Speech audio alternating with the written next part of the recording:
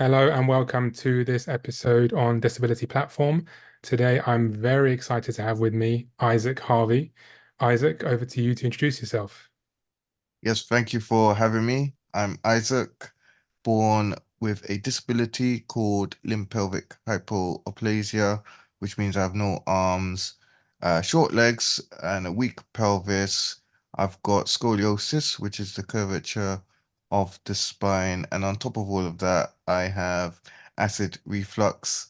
But with all of these obstacles and things which part of me, it's not stopped me from skiing, skydiving, tall ship sailing, and becoming a disability advocate and yeah, voice within the disability community. Thank you. And a very prominent voice because you didn't mention Isaac Harvey MBE. Yeah, come on. Now, you may be Yes. humble, but I'm not. So I'll mention Right, Isaac okay. Harvey MBE. So tell me a bit about that. Yeah, so I got an MBE. Well, I was put onto the King's New Year's honors list early last year, 23. And then I was awarded by King Charles himself the MBE for services to those with disabilities. Wow. And I've seen your LinkedIn posts, your Instagram posts, social media, and the amount of advocacy you do, and the number of lives that you touch, and your reach is just incredible. So, first off, before we dive into anything, thank you for all your work for the disabled community. Yes, I mean it's a collective voice. I'm doing my part as well as yourself and many others, it's only together we make the difference. Well, fingers crossed. Of So, course. let's dive in. Tell me, if you would, however much you feel comfortable, about how your disability impacts your life, growing up, education, work, daily living, etc. Yeah, so I mean, in the beginning, it was definitely a challenge when it came to travel. I mean, that was one of the main um, difficulties because when it came to traveling on the buses, so for context, I live in London and so we have like the red buses and TFL and the underground. And growing up, getting the bus was pretty much impossible to do because they had steps which got Mm. onto the bus. And when buses eventually started to have the ramp access, which they all have now, I went in a chair which didn't have um basically the wheels would like slide all over the place, even if it was stationed, and my chair would go um forward as the bus moved. And I thought, nope, nope, never going on the bus ever again. I'm not doing it. And then there was the problem of trains, like most stations weren't accessible Yeah. for me as a wheelchair user. So so me and mum had to get taxis almost everywhere, and that was Wow. like the way of traveling to places, hospital appointments or going to families' houses. We always just got a taxi, and that was my way of traveling around Mhm. until until uh then mum slowly got me onto public transport as things were getting accessible, and that really helped me gain my confidence with travel. Mhm. Took a while, and I also had a um like a not a support worker, but someone who a befriender. I had a befriender who would go out with me sometimes, and they would come out and help me onto the bus and things. So it was a slow but sure process when it came to public transport, and now I'm very much comfortable, even though it's still not perfect, but Yeah. it's getting there slowly. Um, and then with school, I was meant to go to a mainstream school near me to where Mhm. I live. But at the time of, well, this was, so I went to primary school, which was fairly good, where I had learning support assistants who would Okay. help me during class and get my pencils out and put my hand up um, for answering questions and things like that. Mhm. But for secondary school, I was meant to go to a school near my house, but sadly, they didn't have the right facilities for me.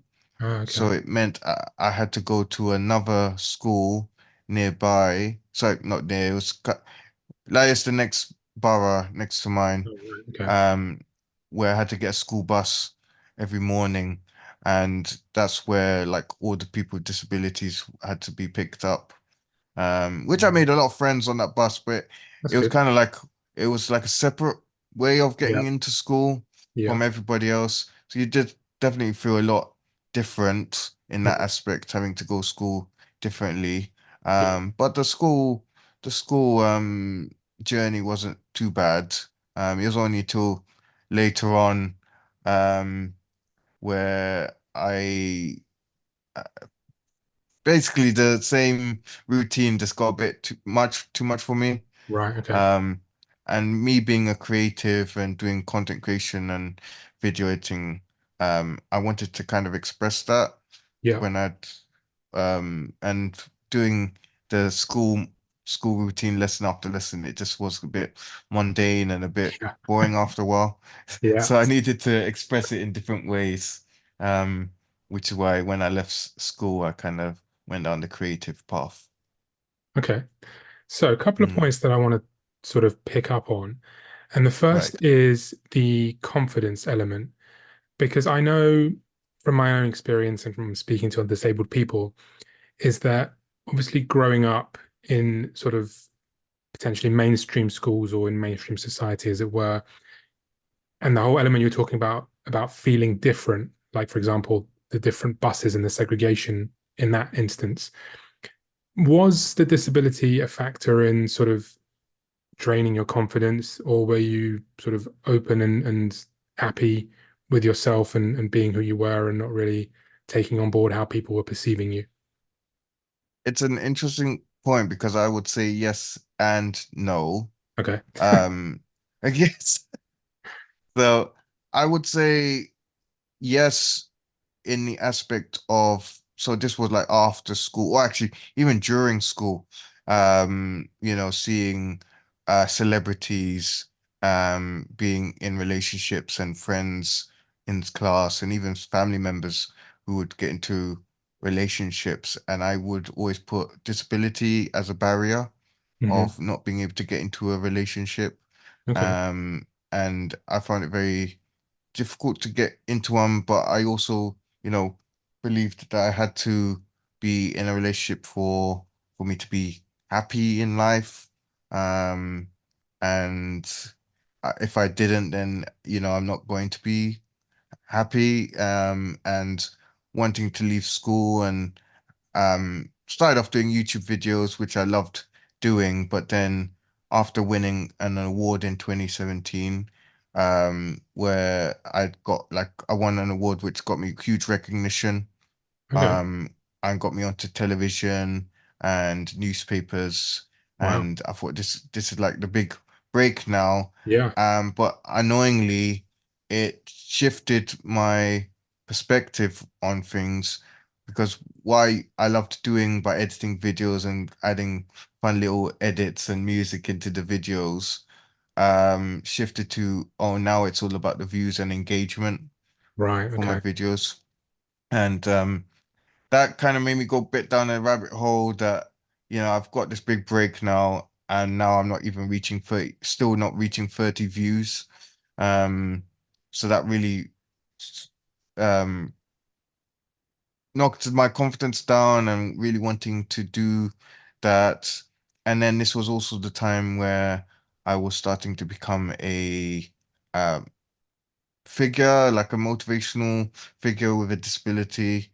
Um, and people were looking up to me, and I thought, oh, I can't really talk about this stuff because I'm going to disappoint people. Or you look at other Mm, celebrities, they don't talk interesting. about anything. They don't talk about anything negative. Well, the ones I followed anyway didn't really Yeah. show it that, and that's something I wanted to be as well. And all of that became a bit of a breaking point. Well, actually, sorry, before that breaking point happened, I even got into a relationship eventually, and I still wasn't happy internally, and I just couldn't Mm, okay. understand. Like, I finally got one of the things I've always wanted. I'm Mm, still not happy. So then I became quite selfish. And you can't be selfish in a relationship because it doesn't usually last that long if you No. become selfish. Um, so that being a motivational figure and not getting a successful job, of what I've always wanted to do, all just became a bit of a breaking point. And I was like, I really need to learn why I'm feeling like this. So I had to take a step back and take upon myself to learn why I was feeling like it. And the first thing which came to mind was a film I'd watched a couple of years prior called Lucy. I don't know if you've seen that I film. haven't, no. Um, but basically, in a nutshell, the protagonist uses more than 10% of her brain, Right, okay. and it changes her reality. And the I've searched that into YouTube, 10% of your brain, Hmm. and I came across because I thought, oh, is that reality or fantasy? I don't know Yeah, why I came into it, but I searched it on YouTube, and I came across a guy called Bob Proctor, yeah. and he was talking about the law of attraction and how we think, feel, and speak is the reality we create. And that kind of completely changed my perspective on life as a whole, Hmm. and how I was like creating this reality and learning about meditation, and breathing and bringing more self-awareness to me, which then answers the second part why I said yes to disability, because that's when I realized actually, mental health was the barrier, but disability's always been my biggest strength because it's the one which got me out of bed every single day. Hmm. It's the one which pushed me to go skiing and wanted me to be recognized for like carrying the Olympic torch and all the things I've done. It's all thanks to my disability.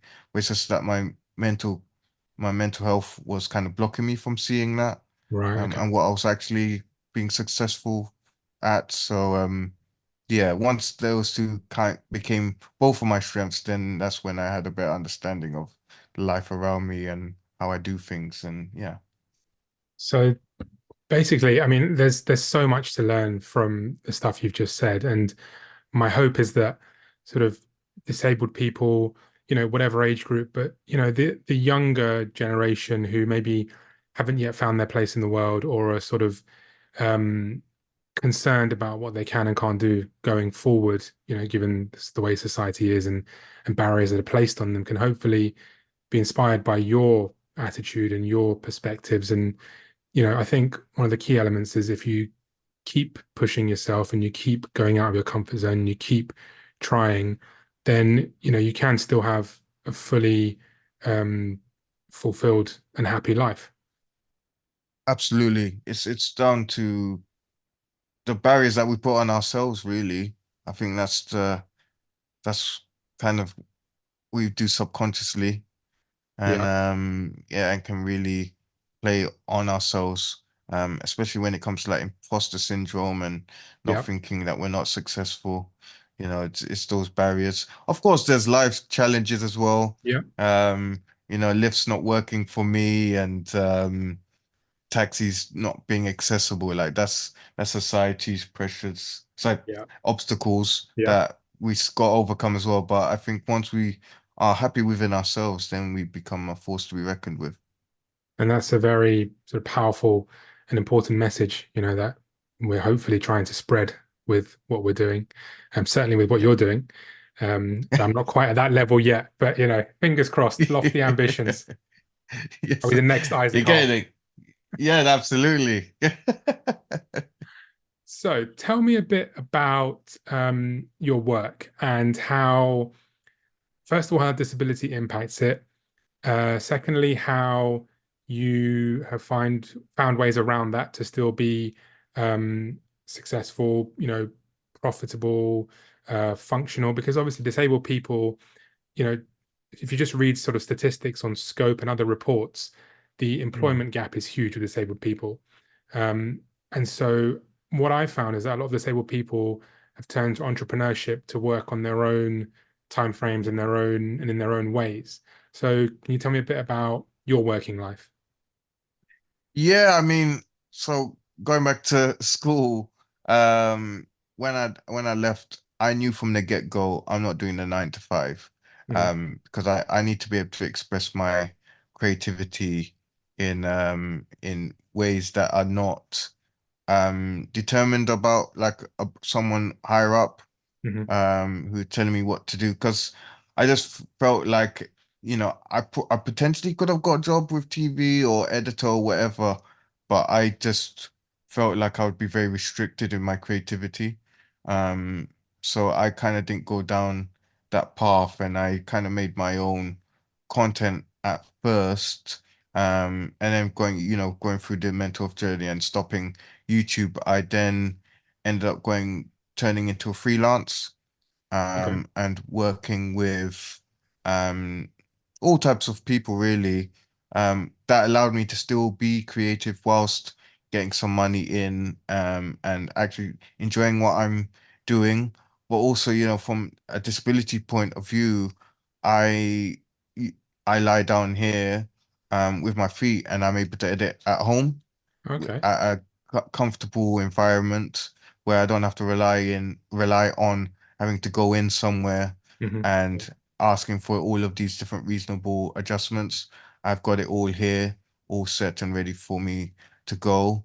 So that would be like from my video point of view, and then I go and do filming as well, where it's very restrictive because I can't film myself, so I do have to rely on someone else to help Yeah. do that. So I work sorry, I work with a charity called One Place East, and they're Okay. a charity they're like a umbrella organization, so they have like loads of different groups and initiatives Hmm. where they work with people with disabilities and mental health conditions. Okay. And because that's their core focus, um, they assist me when it comes to setting up the camera and I direct them what to do. They help me out with lunch or needing a drink of water, taking my coat off, making sure that I'm comfortable while I'm there doing the work. So that's been very helpful. Yeah.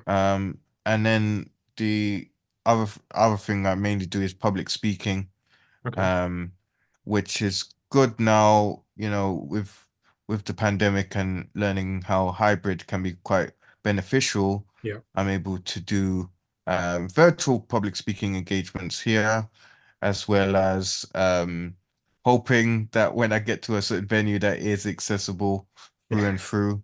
Um, it can always be a bit questionable, as you can It's imagine. crazy.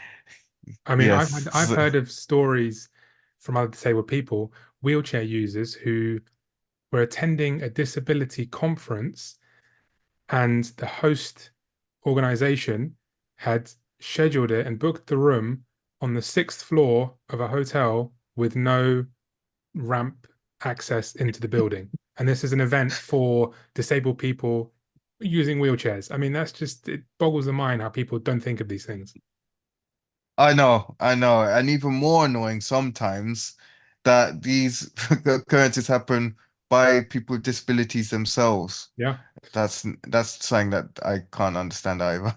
Yeah, it's crazy, but you'd think somebody would point it out, but we're still not there yet.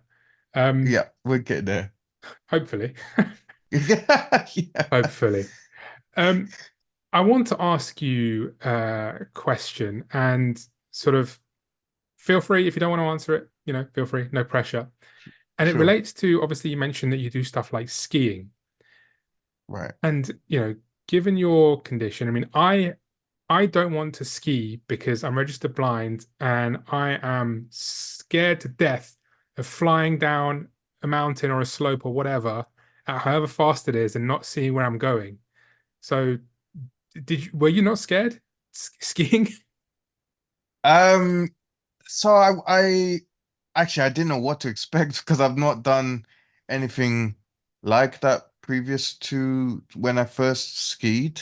Hmm. The only thing close to it was that I did do a skydive Jesus. Okay. um 3 years before that ski adventure.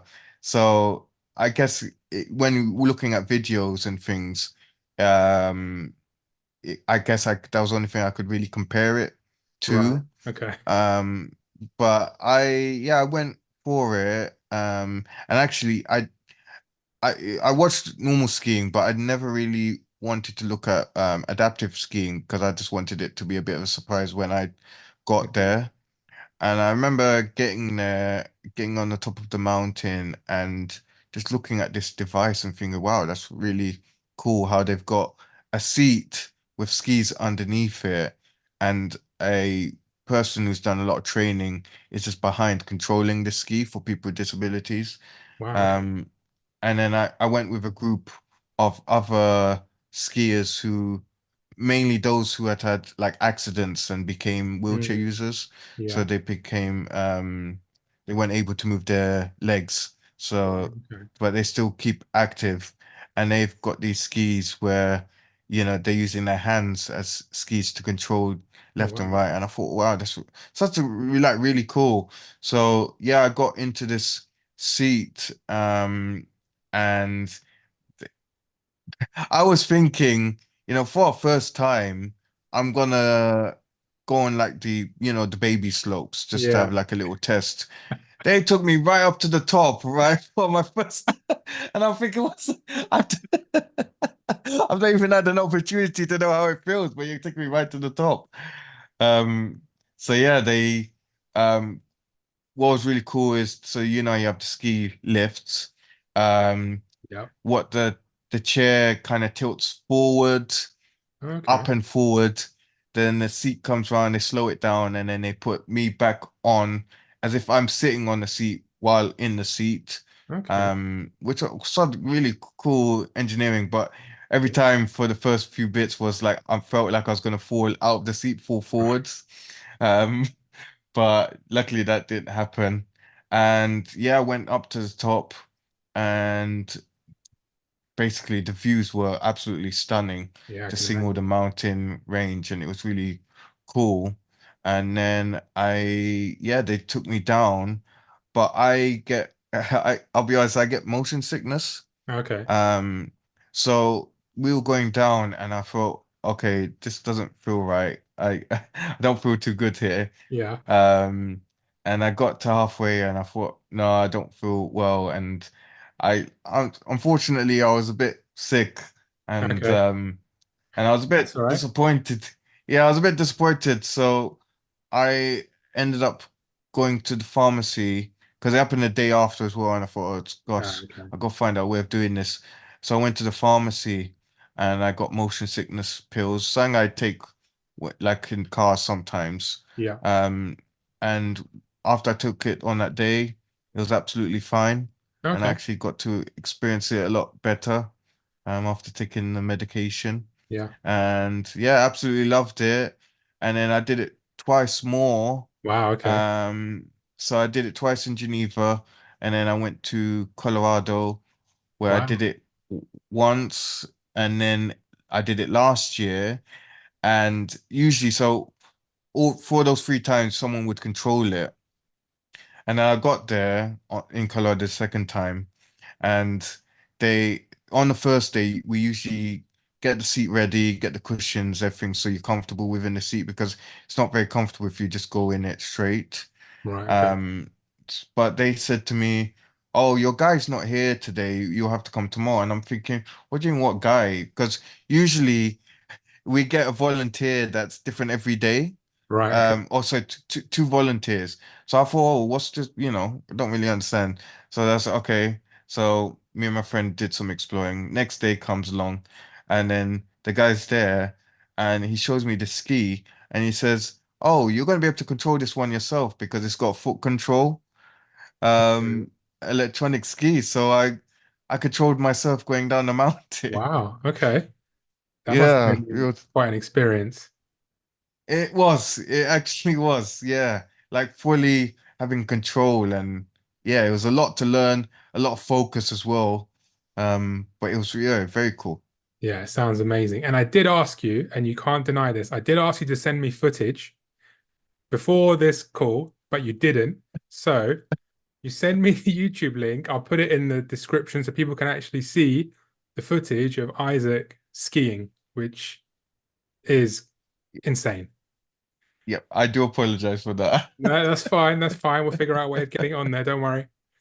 So, So, what I want yeah. to pick up on, and this is um ties in with the confidence and fear and that kind of stuff of the disability and overcoming that. Do you feel, in your personal experience, that there is sometimes an apprehension when you go and do something that, oh, is my disability going to mean I can't do this? And is there anything ever that you've sort of not done or kind of half backed out of because of your own inherent sort of worry about your disability and not being able to do it? That's a good question.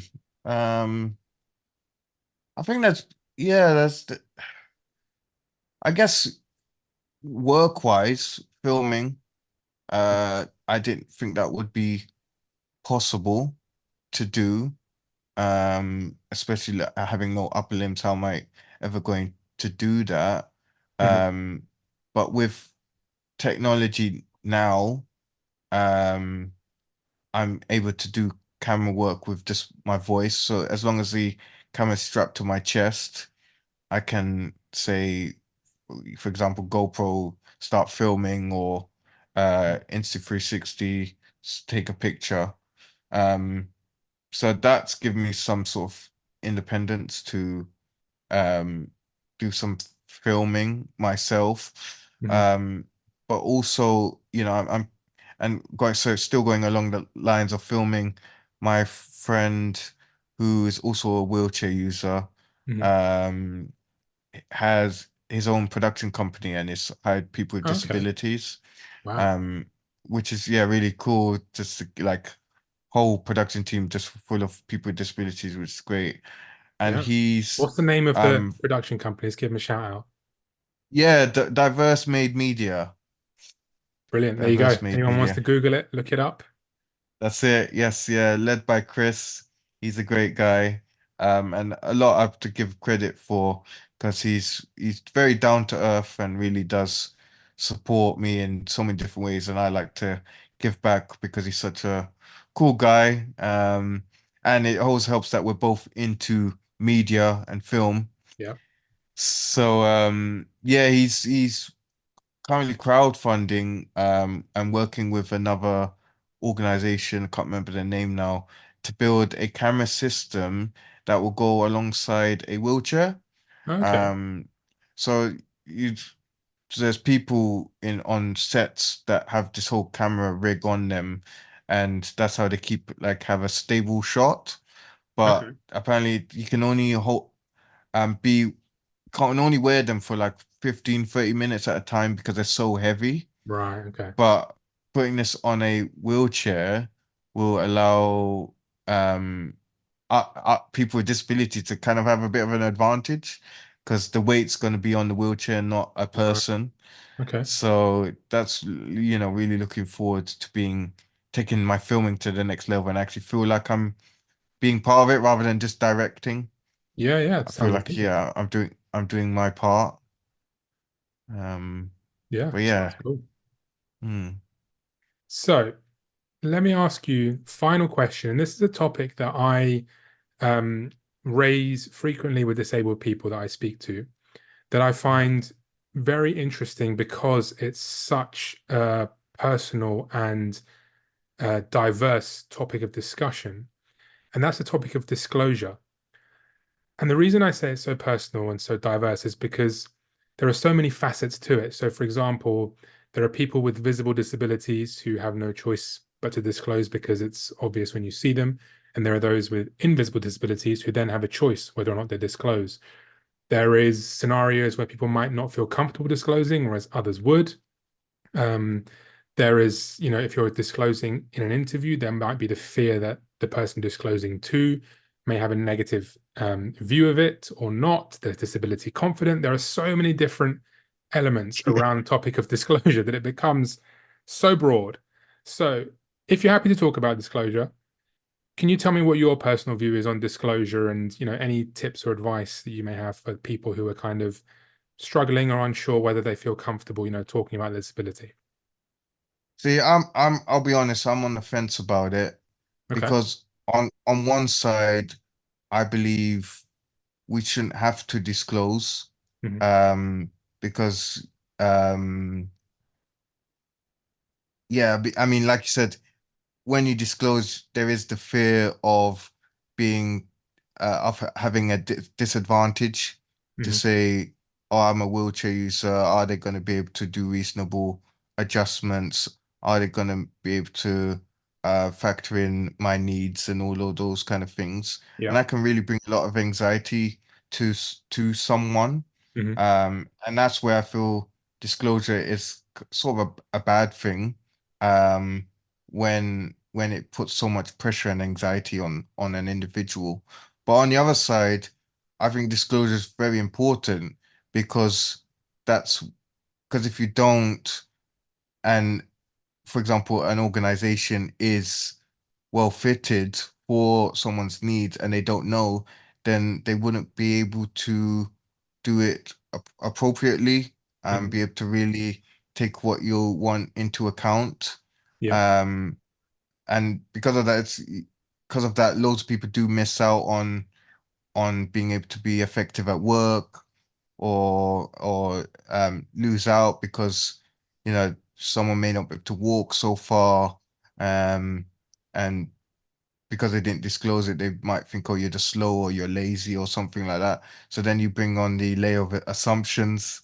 Yeah. So there's a lot of different layers. There are So, so many layers. but I think the main point is for recruiters or workplaces or venues to kind of be more open to people being unique and different to one another, and making it more of a safe space so people can disclose Yeah.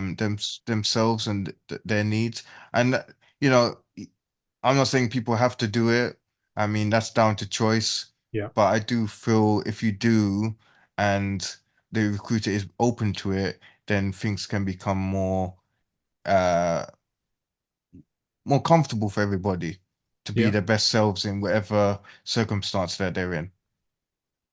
Yeah, I think that's a very sound message. But as you say, there are so many layers to it, and it is, Yes. everyone's personal choice, and no one's choice will be right for anyone else. And that's the thing. I Mm. think when people talk about disability, sometimes they sort of make general statements, like, oh, we can do this, or we have this adjustment, everyone falls under the same category, etc. But it is really so unique to every individual that you can't sort of say that everyone should disclose or nobody should, or because we've made an adjustment that then it covers everyone and things like that. It's a very sort of multifaceted, complex topic. Absolutely. Yeah. I mean, I've learned so much from the community, and disabilities. Like everyone's just so unique and doing Yeah, their thing in their own way. And one person, like even me as a wheelchair user, it's gonna be different to someone else in a wheelchair user. exactly. I don't use a hoist, someone else might, there's Yeah, so many different factors, and it's been really fascinating and really interesting getting to hear people within the community, learning that, yeah, we've got to see people as being unique rather than, oh, that person's different, or bunching everyone up together, everyone's unique. exactly. Exactly. And I'm looking forward to, doing more work with the community myself. So Mm, hopefully we'll be working together in future as well. absolutely. Absolutely. Isaac, thank you very much for your time and all your insights and all the amazing work that you've done to date and are still doing. As always, look forward to seeing your LinkedIn posts and other social media stuff you put out there. So thank you for everything. And that's all we've got time for today. Yep. Thank you ever so much. And I'll have to make sure I get a suit like yours so we can be Men in Black or something.